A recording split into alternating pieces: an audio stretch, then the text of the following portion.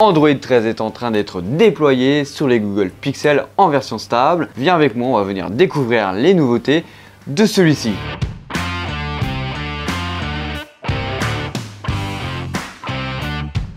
J'ai pour ma part un Google Pixel 4 qui vous demande de vous abonner à la chaîne YouTube. J'ai installé la version Android 13 hier et je vais venir découvrir avec vous les nouveautés qu'il y a sur celui-ci. Viens avec moi. Bon ok, le téléphone il a bien vécu, hein, ça on va pas se le cacher. Alors Android 13, ça se présente comme ça. Alors dans un premier lieu on va venir naviguer dans l'interface de celui-ci pour voir les petits changements qu'on a directement sur ce téléphone. On va aller naviguer dans la barre de tâches tout en haut.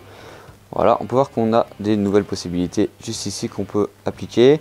On a une accessibilité au QR code beaucoup plus simple qu'auparavant, hein, en gros qu'on va venir mettre en haut ici dans nos petites notifications.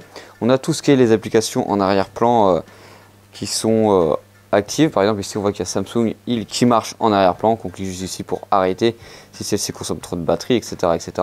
On a une accessibilité au bouton de paramètres juste ici.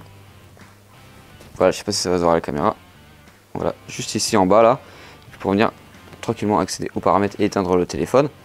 Quand on slide vers le haut, on aura toutes les notifications directement sur notre téléphone qui seront accessibles ici. Ici, on a toujours pour gérer la luminosité du téléphone directement intégrée dans la barre des tâches en haut. Maintenant qu'on a un petit peu navigué sur toute l'interface de Google qui est sympa ou pas, qu'on peut personnaliser vraiment au maximum, on va venir personnaliser encore plus avec Matériel View qui est accessible dans les paramètres ou directement en appuyant juste ici pour aller dans fond d'écran et directement ici. Alors ça est déjà disponible sur les anciennes versions d'Android, mais cette fois-ci c'est beaucoup plus personnalisable. On a jusqu'à 16 combinaisons de couleurs possibles. C'est tout ce qu'on a juste ici. Voilà, tu vois que tu en as quand même beaucoup et c'est assez intéressant. On a aussi la fonction là-dedans monette qui te permet d'avoir les couleurs qui se basent sur ton fond d'écran à l'arrière. Alors par exemple ici j'ai mis un fond d'écran classique, on va venir le changer, on va mettre hop, ce petit fond d'écran là. Tu peux déjà voir que l'horloge a déjà changé de couleur, elle n'était pas comme ça tout à l'heure. Voilà, et ici tu vois que les possibilités de couleurs ont changé, ce n'est plus du tout les mêmes. Par exemple ici je vais mettre ça en bleu comme ça, tu vois que l'interface là elle est devenue bleue directement. Après tu peux avoir les couleurs de base hein, si tu n'as pas envie d'avoir plusieurs couleurs personnalisées. Donc c'est assez intéressant, tu as beaucoup de possibilités, beaucoup plus. Tu t'appropries un petit peu plus le téléphone par rapport à avant et surtout par rapport à d'autres interfaces. Icônes à thème, c'est en version bêta actuellement, donc tu vois que ça met en thème tous les icônes pouvant. Donc généralement les applications de Google. Tu vas retourner dedans, voilà comme ça, et on va voir la différence. Voilà, tu vois qu'ils sont revenus normal avec leur couleur de base. Alors dans celui-ci, tu vas avoir l'accès à des paramètres beaucoup plus rapides.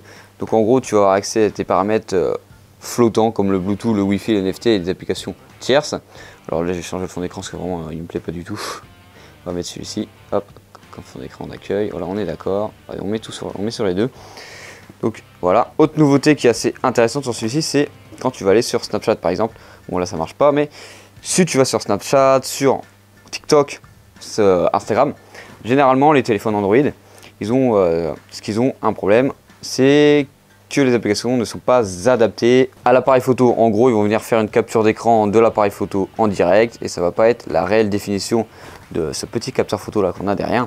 Mais maintenant, ça va changer. Google a fait une mise à jour de sa bibliothèque Caméra X dans son OS et a travaillé en gros avec 15 constructeurs pour adapter au mieux les applications au capteur photo de ces téléphones. Et du coup, ça va te permettre d'avoir enfin des photos prises avec ton téléphone plus facilement et surtout avec une meilleure qualité qui se rapproche vraiment de la qualité photo de ton téléphone. Ça va plus ressembler à ce que fait Apple, vu qu'Apple c'est beaucoup plus simple, hein, ils n'ont qu'un seul OS et les tailles d'écran, les tailles de capteurs photo, tout ça, ça ne change pas des masses. Du coup c'est beaucoup plus facile de faire ça pour les constructeurs comme Snapchat, Instagram, tout ça, les adapter, mais pour Android c'est quand même un petit peu plus dur et ça c'est assez intéressant qu'on puisse avoir enfin des vraies photos sur ces applications, sur les réseaux sociaux, parce qu'avant hein, on était obligé de prendre une photo classique, par exemple on prend une photo, voilà. On va venir prendre une photo, on était obligé de prendre une photo comme ça, tranquillou. Et après, venir la poster, on ne pouvait pas venir la poster directement, enfin en tout cas la prendre directement sur Instagram et avoir une belle qualité de photo directement. Alors sur Android 13, il y a Google qui va essayer de favoriser les cartes eSIM, ou en tout cas essayer d'enlever le petit tiroir qu'on a sur un téléphone pour mettre les cartes SIM, pour essayer d'en avoir qu'une seule qui puisse gérer deux opérateurs en même temps. Du coup, ça favorise toutes les cartes SIM qui ne sont plus physiques.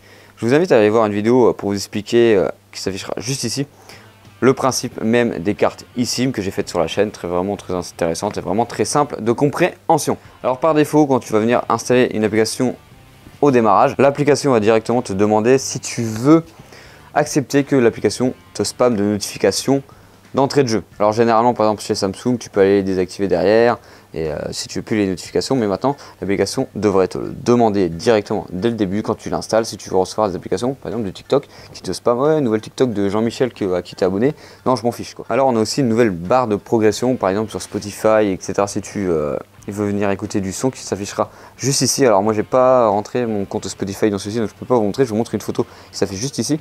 Alors donc ça peut beaucoup plus esthétique. On est vraiment dans une personnalisation beaucoup plus esthétique sur Android 13, même s'il y a d'autres côtés comme la confidentialité qui est améliorée, etc., etc. Mais là, c'est beaucoup de personnalisation en plus et je trouve ça vraiment intéressant. Alors quels sont les téléphones compatibles avec Android 13, en tout cas avec la version stable actuellement? C'est toute la gamme Pixel à partir du Google Pixel 4 jusqu'au Google Pixel 6 Pro, même avec le Google Pixel 6a qui vient tout juste de sortir. Tu as entre autres des téléphones qui sont compatibles avec la version bêta de celui-ci, c'est-à-dire par exemple le Asus Z Phone 8, le Lenovo Tab P12 Pro, le Nokia X20, le OnePlus 10 Pro, le Oppo Find X5 Pro, le Realme GT 2 Pro, le Sharp Agua Zen 6, le Tecno Canon 19 Pro 5, le Vivo X80 Pro, toute la gamme Xiaomi 12 et le ZTE Axon 40 Ultra. Là, tu es en train de te demander comment je fais pour installer la version Android 13. Alors si tu as un téléphone Google Pixel, bah, c'est très simple. Tu vas venir dans tes paramètres et tu vas aller faire une mise à jour classique comme tu pourrais le faire sur ton téléphone. Voilà, hop, tu descends ici, tu vois qu'Android 13 il est installé. Et c'est comme ça que tu vas venir chercher les mises à jour de ton téléphone facilement. Alors pour les autres, pour les versions bêta, je vous invite à aller voir sur internet. J'ai pas envie de vous dire de bêtises et que je ne sois pas responsable que votre Android crash si je vous donne une mauvaise astuce pour aller sur celui-ci. En tout cas, j'espère que cette vidéo t'aura plu. N'hésite pas à t'abonner et à liker. C'était Hugo sur la chaîne Gigatop. Allez, salut!